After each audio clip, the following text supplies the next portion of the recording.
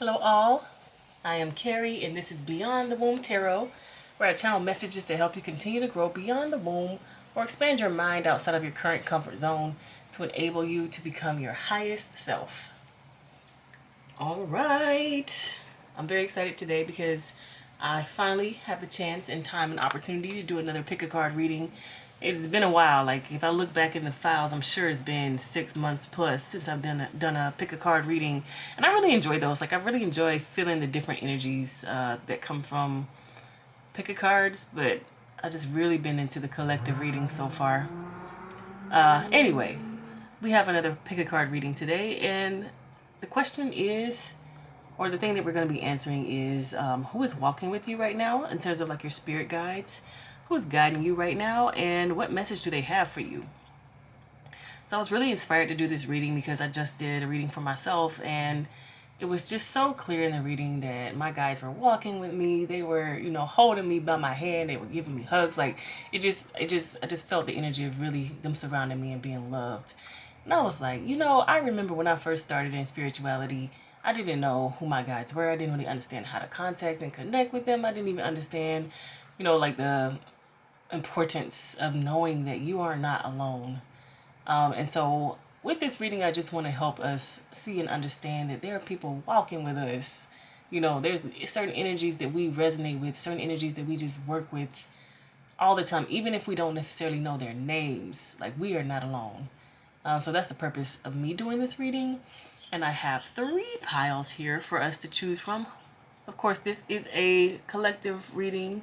This is also going to be a reading that is timeless. So anytime you watch this, you could pick cards every different time and feel like the message from whomever it is that you're walking with at that time, or whoever has a message for you at that time. Please, knowing that this is a collective reading, take this with a grain of salt. It might not be your exact deity that you work with, but it could be somebody close who has a similar message. Again, we have 3 piles. Pile 1, pile 2, pile number 3. And let's get started with pile number 1. So excited.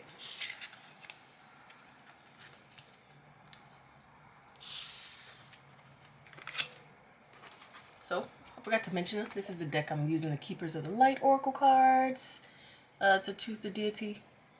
And then I'm just getting clarification from the Rider-Waite Tarot to get the message of what it is that they have for us. So pile 1, the deity that is coming through for you. The Miriam, Sacred Vision. Choose to forgive in order to heal. See the light in all. Remember that love has no boundaries. Get a close-up of the image to see if you can pick anything up off of that. The Miriam. So I'm going to read this in the guidebook.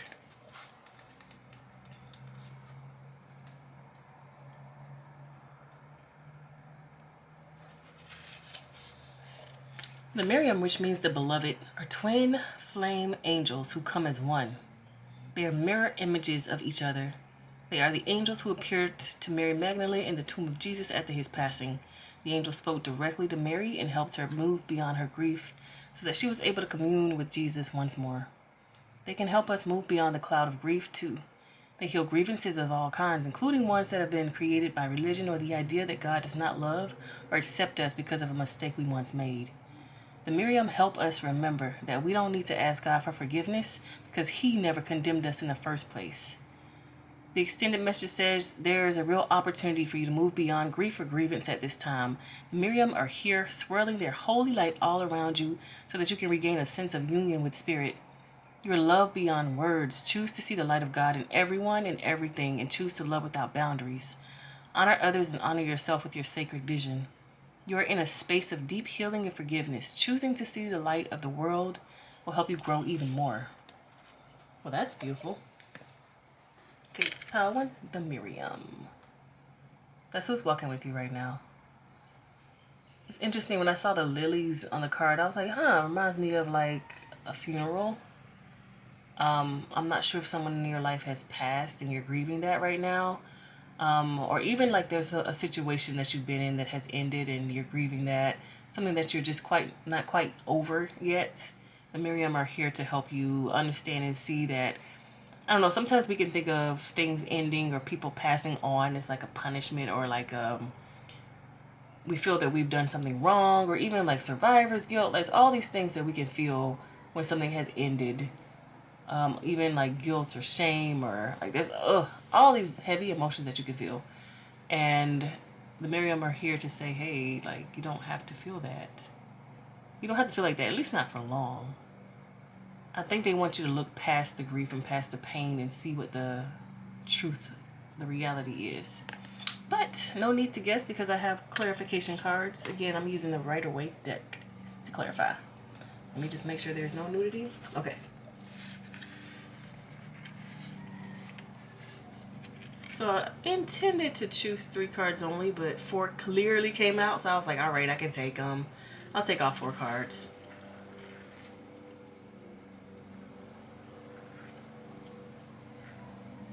This is interesting because the energy right now I feel is pretty heavy. It's like, not even the energy necessarily of like sadness or grief, but of somebody being in control. It's like, this person is in control of me. If they are not pleased with my actions, then I'm bad. I'm not good. I'm not worthy. It's kind of even reminding me of like religion, just in the way that I grew up. Religion is pretty, like, those were the rules of engagement. Like, religion, this is how you're supposed to act. If you're not acting in accordance to this, then you're a sinner, you're a bad person, you're like, there's all these judgments that were placed upon me. As a child, I felt, as a child, you're very sensitive to things like that. And I just felt like if I couldn't be perfect in God's eye, and that meant I needed to always behave, I needed to always, be a good girl, so my parents would appreciate me and love me. Like, if I wasn't, then I would be bad. I'd be going to the bad place, like, kind of spiraling thoughts just for being a human being and making mistakes, kind of. And that's the type of energy I feel here. I kind of feel like the Miriam kind of want to free you from that kind of thinking, that kind of like, I must be this and do this and act this way in order for me to receive love, in order for me to go to heaven, in order for me to be accepted. Like, I just kind of feel like right now, the person that is walking with you, or the deities that are walking with you, really want you to see that, like, this type of thinking is not very helpful. And they kind of even want you to like understand what it's doing to you. I was talking about it feeling heavy. It's like a burden on you just to exist. One of the reasons that I decided that I was not Christian anymore is because some of like the beliefs that I grew up with, they made me feel like I was just not worthy just for who I was. The fact that I was a woman, the fact that I'm bisexual, the fact that I'm even intelligent. Like, I know too much to fall for a lot of the stuff that you can fall for these days. And I'm like, as an intelligent person, I can't believe this stuff. Like, it's just, I see what this religion has done in history. I see what it's done to my people, my black people. Like, I'm not going to be able to sit here and believe this. And if I did believe this, then I would have to believe that I was just like a little small, tiny peon who has no power or strength, and I would just need to be submissive and do as the men say, because that's the type of religious household I grew up in. Like, the men were important, even though it wasn't something that was blatantly said. It was just what I felt and understood. There were not very many powerful women role models around me that were loved and accepted. Now, there were powerful women role models, but they were always downed and spoken negatively about.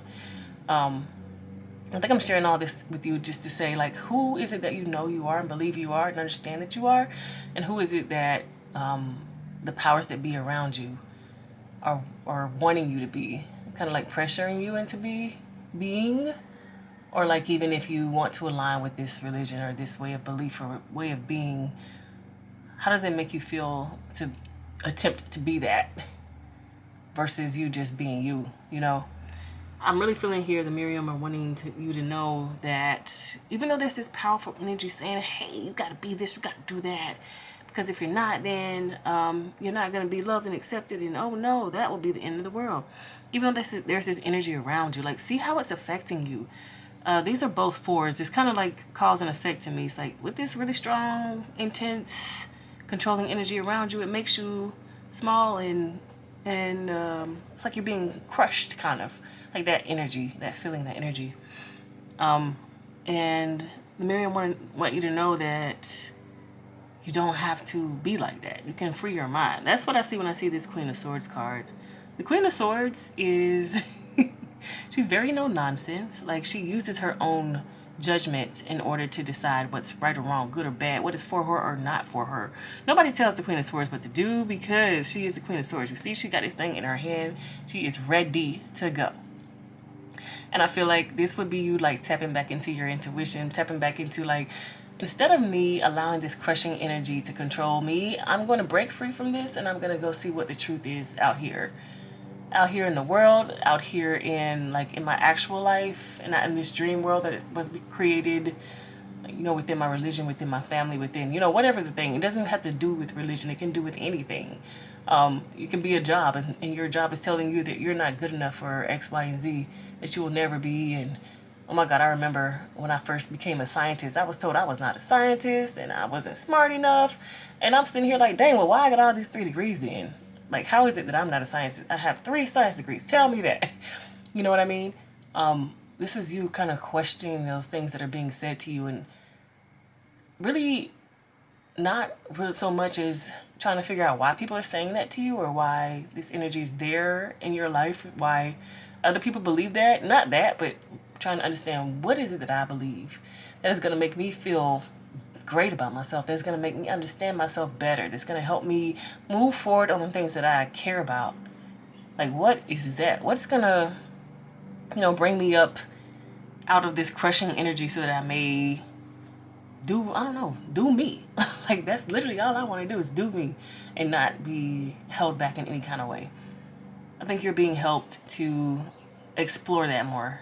You could literally even be doing that, like undergoing some kind of a transformation where you're just questioning everything. It's like, dang, I used to believe this, but I don't know, that's not really true for me, actually.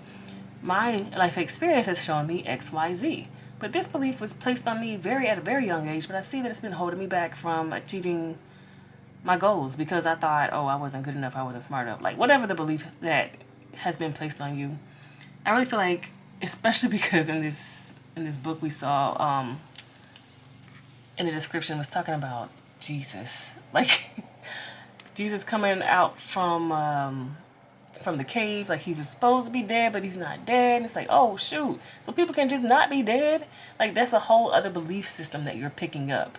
Imagine us finding out that people, like, for the first time, that people who die can come back to life. You know, we know now with modern medicine, if someone passes away, we can revive them within, you know, a few minutes or whatever. But, like, imagine in Jesus' situation, us finding out, like, oh shoot, no, this is a thing that's possible. Like, it's kind of like the type of mind shift that the Miriam are assisting you with. But it's gonna have to do with your own life. Like, say you're gay, because I remember when I grew up, being gay was not okay. Not okay at all. But say you were still, like, back in those days and being gay was not okay. What if you find somewhere where being gay is totally okay and it is, like, just normal part of life? It would be a whole mind shift for you in the way that you would live your life. I feel like that's something that you're going through right now, and whatever aspect of your life that you're seeing, they do want to let you know. And I think that's why this card came out, because again, I was only supposed to pull 3 of these, but we got 4. So the message wouldn't be complete without them letting you know that it's not going to be easy. Sometimes I see this card as, like, outside forces wanting to, like, stop us from achieving our goal, because this card in the tarot is about, like, a fight. Well, no, I'm sorry. This is about, like, training ground, about you not necessarily knowing how to do it, but trying to figure it out. And in the figuring out, it looks a mess. If they were trying to build a structure here, the structure would be not a good structure, because it doesn't even look like they have the poles attached to the ground. You got to put the pole in the ground. You need a hammer of some sort. Maybe you might want the poles to be all the same width. You want them to be maybe a little bit thicker than that. Like, there's all these things that are wrong to me in this picture, but I think it's you trying to figure out, like, what works for you. It's going to take some doing. It's going to take some trying. It's going to take some trial and error. And the Miriam are going to be working with you as you go through that process. So just know that there's sunshine on the other side. There's, like, something that is perfectly made for you on the other side. There's an idea or even like a way of being that you have not even discovered yet. It's just going to take you some time to get there. It might take you some struggle to get there, but you will get there. It's a matter of you deciding to break free from these things that no longer work for you. They keep you like feeling constrained, and even like following the energy of like, over here I feel constrained, but over here I don't. So let me walk over here and see what's the difference so I can understand that better. And then if I walk over here next, do I feel constrained or do I not? Like, which one? Let me compare and contrast. Like, there's so much testing and like trying that you will be needing to do coming up. And the Miriam are walking with you through that. All right, Pile 1, that's your reading. We're going to move on to Pile 2. Okay, Pile 2. So we're using the Keepers of the Light Oracles deck to understand the deity that is walking with us right now. And that has a message for us. She started with the deity.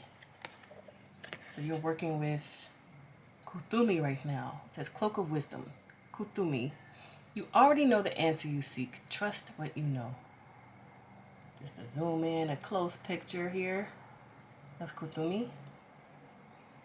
And then I'm going to read from the deck so that you get a clear understanding of what the message is that is for you.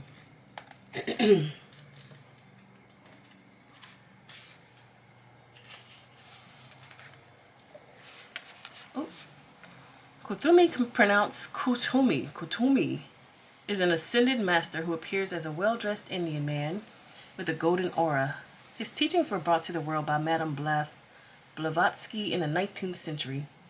There are many different theories as to his true identity. Many believe he was a wandering man known as Rishi in India, dedicated to walking the path of spirit with very few material possessions. Others believe him to have been a well-educated Sikh spiritual leader who was given a pseudonym to protect his true identity. I believe that he lived a high life, but through spiritual practice was able to let go of his need for material possessions. Now he helps light workers go beyond the limits set by others and cultivate a personal connection to God. Extended message is knowledge is earned. Knowledge is learned. Wisdom is remembered. You are in a real cloak of wisdom now. Like Kutumi, you have been on a wandering path, trying to find answers through study and insights of others.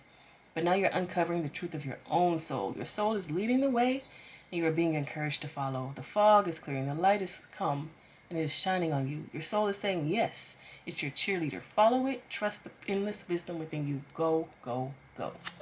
Oh. Okay, I was pronouncing that wrong. Kutumi. Okay. That is his message from you. I love the message. It is really feeling like a continuation of pile number 1. So if you want to go back and watch that, I would not be mad at it. And this is what he would like to say to you. Just scoot it on over. Like this progression here. It's like, let's move on. Oh, let's reevaluate. Okay, let's go again. Is what I'm saying. But in that message I just read from the cards, I love it. It's a wandering man. He had all these material possessions. This is the story in which the one that I feel resonates. He had material possessions, but he understood that those things didn't define who he was. So he was able to let them go and see what life is like truly from just living from like his truth and himself. Love that. I kind of feel that same energy in these cards. It's like he's walking with you right now to help you understand how you can live from your truth. Then the card says you already know the answer you seek. Trust what you know.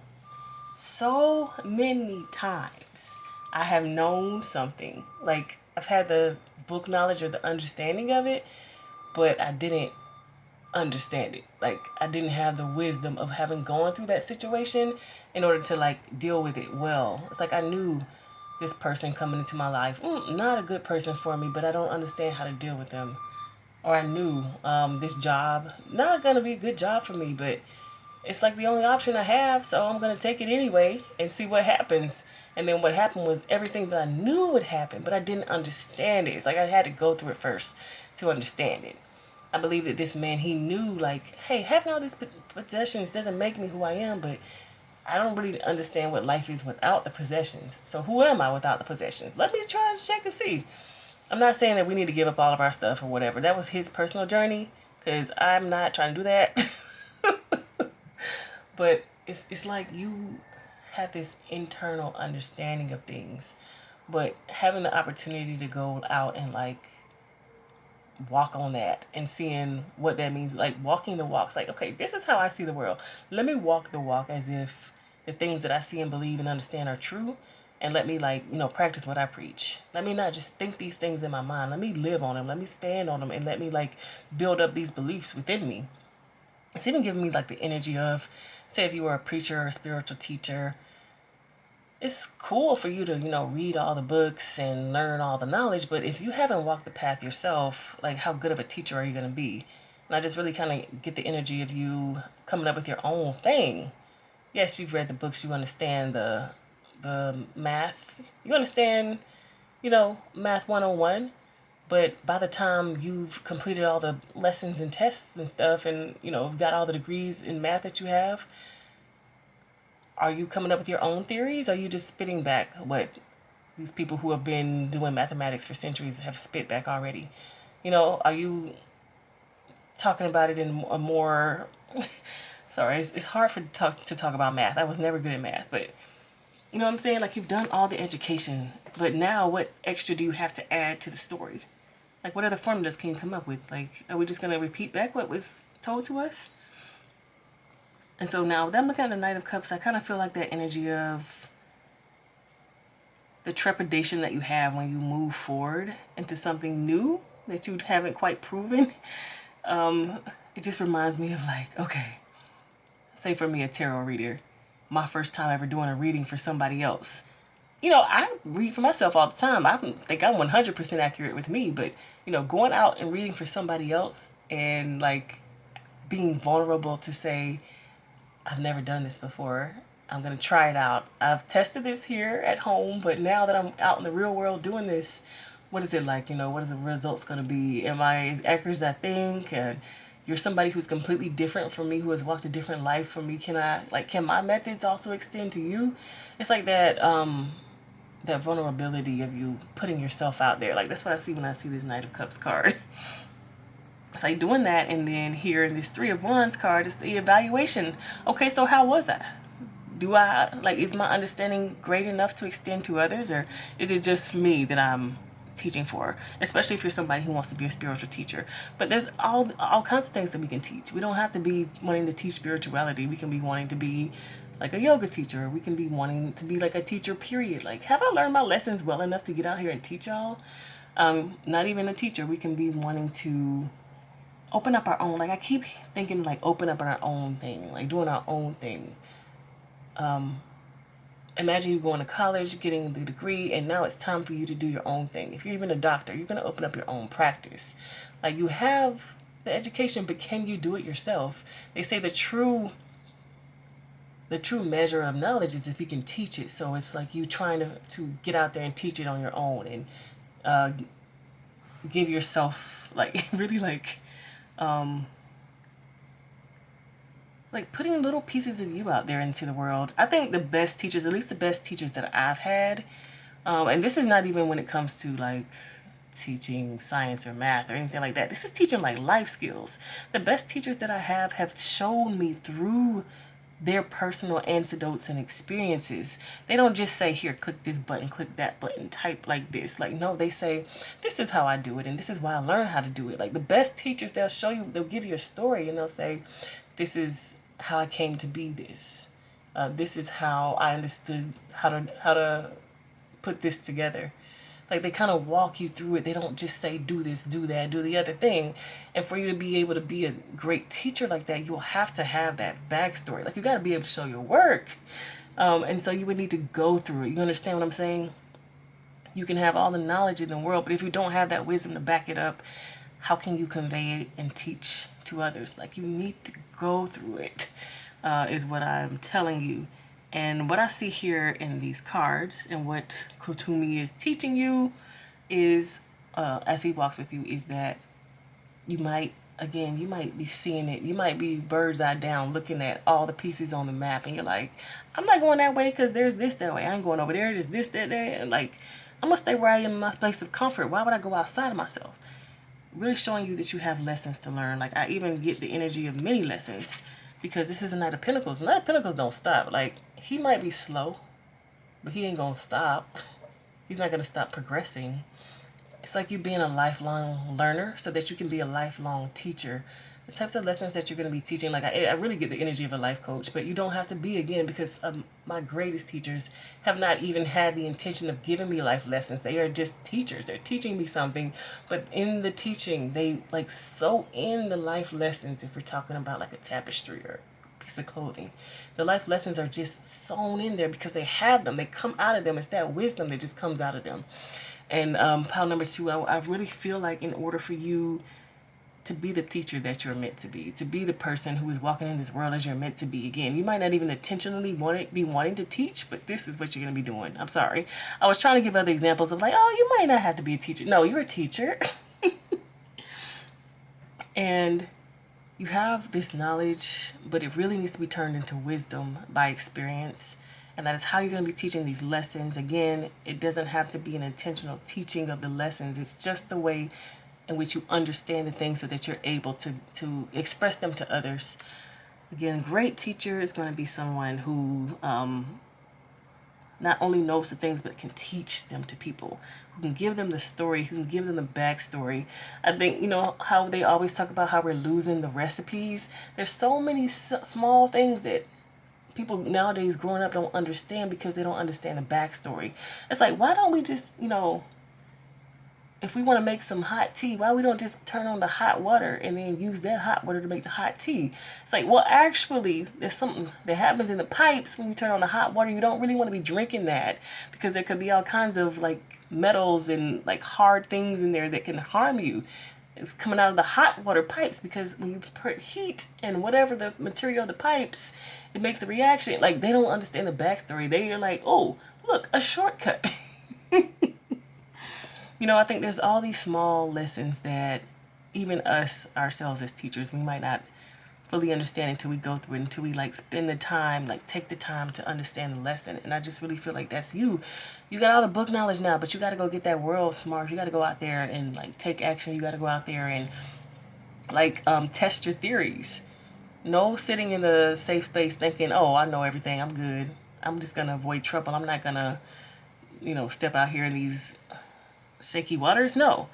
But it's up to you to go on this journey. Like, I just really see you walking on a journey. It's like, all right, I got stuff to learn so I can teach these children. Let me get out here. You know, I used to be scared of the internet, but I got to get on this thing. I got to learn how to work it. I got to learn how to like get through it. I got to learn how to, you know, survive bullies. Like, there's all these lessons that you would need to learn because these kids growing up, they never experienced no internet. They don't understand what it's like. They don't understand, you know, building their self-esteem outside of the internet. So now you got to get on the internet so that you, who has already built your self-esteem outside the internet, can understand what it's like surviving on the internet. Like, that's just a random example, but I feel like it's going to be relevant to at least one person. Anyway, pile number 2. I like how it says cloak of wisdom, because it's like you're going to be out here with the regular people who don't have the wisdom, but you're going to be going through the same things. You're just going to have a different perspective on it. Hopefully this resonates with you, pile number 2. I am very excited for you. Just know that this cloak of wisdom, like, I feel like you will be given that higher perspective. Literally, I can see you walking around like, you know, in the same situation as the other people. I don't know why I'm thinking about, what's that Netflix show? Oh my goodness, what's the Netflix show called? The one where it's a Korean show where they got all red little jumpsuits. I couldn't watch it because it's too scary. They got on these red jumpsuits and they're playing a game so they can get some money because they're in debt. I think y'all know what I'm talking about. It's like you would be in that game playing it with them too, but your goal wouldn't be to get the money. Your goal would be to like understand, like, oh, okay, so if you do this, like that's how you win this game. Okay, so here's like, it's like you're gonna be the one who has the answers to all the really tricky games, but the consequences in that game. Oh, Squid Games. There we go. The consequences in those games are extreme. This is not gonna be that extreme, but it will be helpful to have a guide, someone like you around, who's going to know the answers because you've not only gone through it, but you've taken notes. Okay, pile 2. We're going to move on to pile 3. All right, pile 3. So I use this deck, Keepers of the Light Oracle deck, to choose the guides and the deities that are working with you right now. We're answering who's working with you and what is it that they want you to know. This is your card. Joan of Arc, Voice of Truth. Stand strong, focus on your purpose, release the fear of persecution, and speak your truth. Just gonna zoom in on her. Love the lilies. Got the fleur-de-lis on her armor. And then I'm going to read from the deck so that we can really get a good understanding of what the message is that she would like us to know. Pile 3. Joan of Arc was a medieval French peasant girl who is reported to have been visited by Archangel Michael and other saints who gave her information on how she could help Charles VII save France from English dominion. She was only a teenager when she went into battle for her country and won a huge victory. She was, however, later captured and burned at the stake. These days, she is a supremely loving guide to all those who want to stand up against the odds. She also helps many lightworkers overcome their fear of persecution. You are encouraged to stand strong. You may feel unrecognized and misunderstood, but that doesn't mean you have to give up on the mission you feel called to fulfill. You must follow the will of your soul and exercise your leadership spirit by speaking on your truth. You may feel as if you are on a battlefield, but this conflict will come to an end as soon as you stop defending yourself. You're not here to prove yourself to others. Instead, approve of yourself. Know that your angels are on your side and that heaven is thanking you for being the honest soul you are. Well, that is the sweetest thing. Okay, we've got Joan of Arc. And let's get the message that she wants pile 3 to know.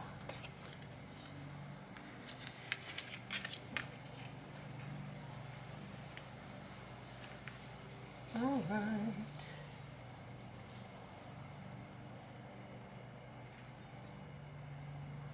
Okay, pile 3.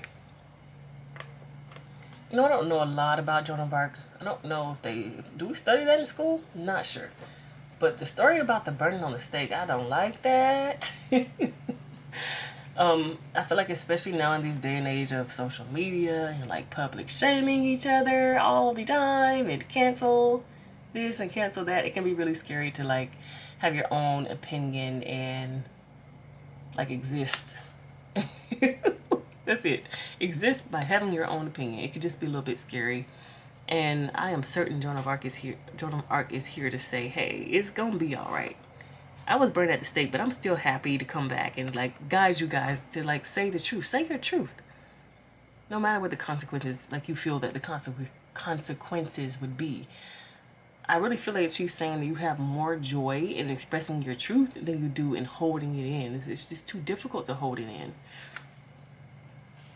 That's what I see here when I see this Nine of Cups card. It's like there's so much joy. It's like you speak a truth a little bit, and then the next time you speak it, you're able to like expound upon it and become more confident. And then the next time you speak it, like it just gets even better and better and better. It's like you building, your joy is just constantly building and building and building from you telling the truth, rather than, you know, having those opportunities to speak up and, you know, express your truth, and then every time holding it back, holding it in. Like imagine that type of energy rather than you like expressing and expounding and then coming better at talking about it versus holding it in, holding it back, not saying it. Like it's a different way of living.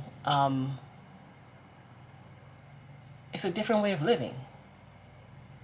Being able to express your truth and get better and better and better at it, and like I'm just kind of seeing the energy of it going out in the world, and it's like your truth is becoming more truthy the more you say it, and it's making your world even better. It's like those that oppose your truth or are not ready or welcome to hearing your truth are going to be pushed to the side more and more and more. You're like speaking your truth in your power. That's what I see here from this Justice card. It's like, and I don't even necessarily feel an energy of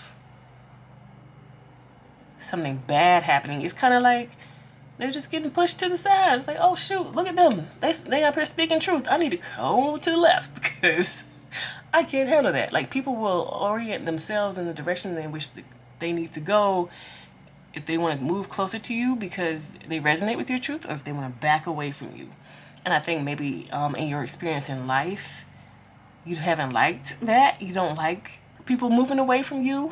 You might not even like people coming closer to you as you speak your truth. They might not be comfortable. I'm kind of feeling that energy as I'm talking about it. But regardless of what people do, or their reactions to you speaking your truth, the type of joy that you feel from doing it is your own. Like, it has nothing to do with other people. It's all yours.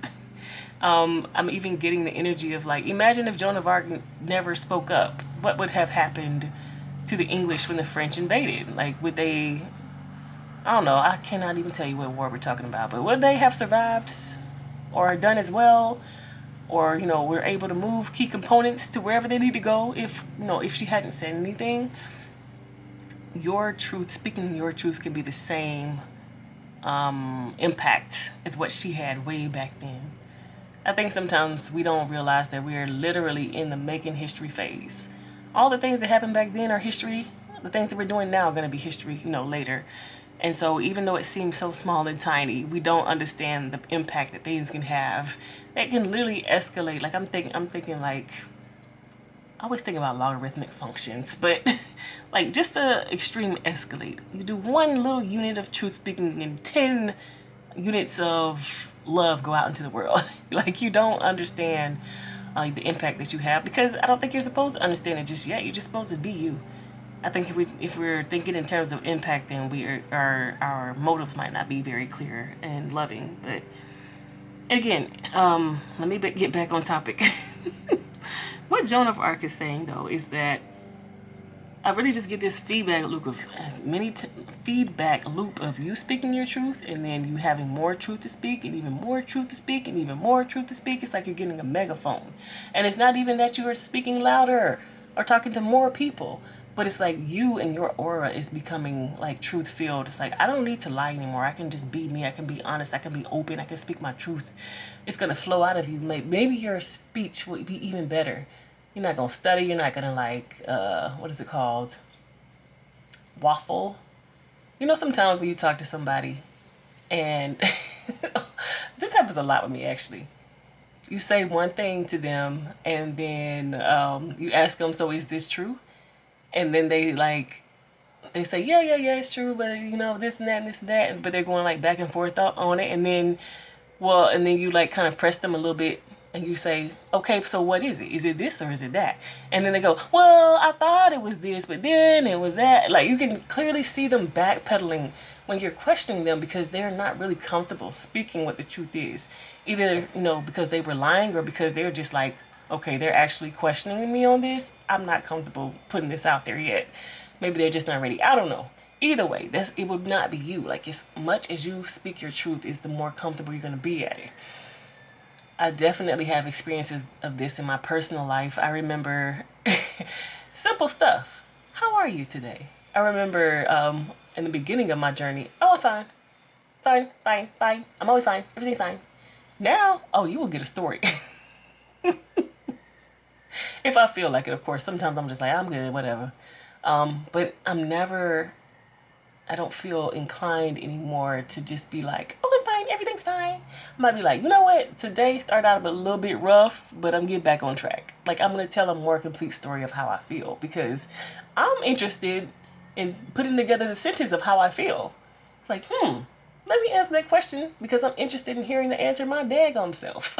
It's not a question of, it's not a function of whether or not I want to impress that person, or if I want to like share with that person. It's more like, oh, how am I doing? But it's just because I've learned it's easier for me to speak my truth. If I'm constantly speaking the truth, it's easier for me to do that. Whereas if I'm lying more and more and more, it's easier for me to do that. Do you know? Like it's like a frequency that you're in. When I was lying a lot, I remember because like at work we needed to lie. We needed to like bamboozle people, basically. We needed, everything had to be fine all the time. So in order for everything to be fine all the time, you're gonna have to lie. And because of that, I got really good at it. And I was always up, yep, it's good. Oh, this is late. Oh, don't worry about that. Let me smooth this over. The only reason it's late is because we tried this extra thing, and it's only for you because you're so special. Like just coming up with all this stuff. Whereas now I don't really feel compelled to do that. And so in all aspects of my life, I can just be like, oh, no, it's just late. Yeah, stuff happened. We didn't give the timeline enough time. We told you that in the beginning, but that's just how it is. Like, I'm so blunt these days, and I do my best not to be rude with that, but just understanding that there's no need. Why would you cover your truth? And the more and more you do that, the more and more you're inclined to do that. So I just kind of feel like, especially with this Ace of Pentacles card, the more and more you talk the truth, speak the truth in every single aspect of your life, whether or not it's talking about you, what is it called? Talking about how you're doing on that day, or even like the things that you don't like to discuss with others. If somebody asks you a real question about it, are you going to, continue to lie and cover up? Or are you ready? Like, are you ready now to speak your truth? Because as soon as you start doing it, it's how you're going to be comfortable doing it.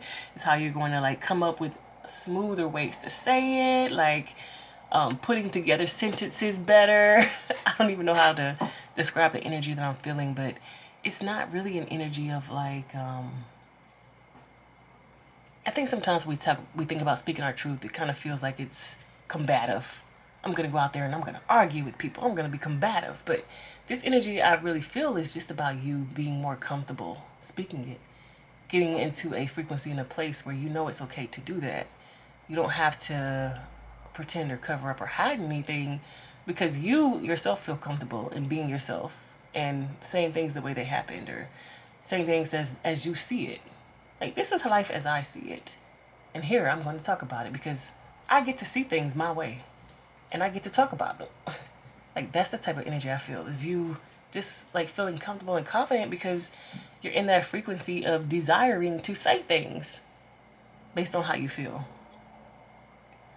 Okay, pile number 3. That is a message from Joan of Arc. She is walking with you to assist you in that. I'll see you in the next reading.